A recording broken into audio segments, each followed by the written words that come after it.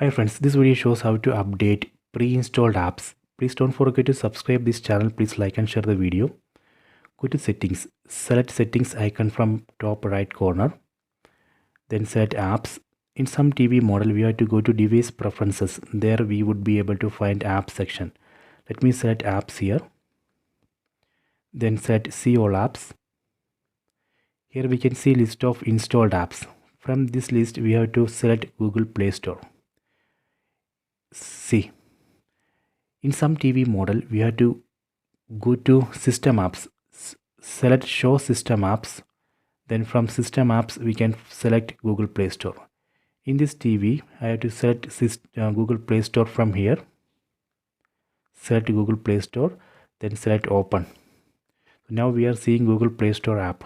Here, go to top, then right side, we have to select this profile icon. Then select settings, select auto update apps. Then select auto update apps at any time. Select this first option, auto update apps at any time. That's all. Then TV will automatically update pre-installed apps and system apps. So this is our settings. We just need to enable this option, auto update apps at any time. That's all. So this way we can update pre-installed apps and system apps. I hope you have enjoyed this video. Please take it.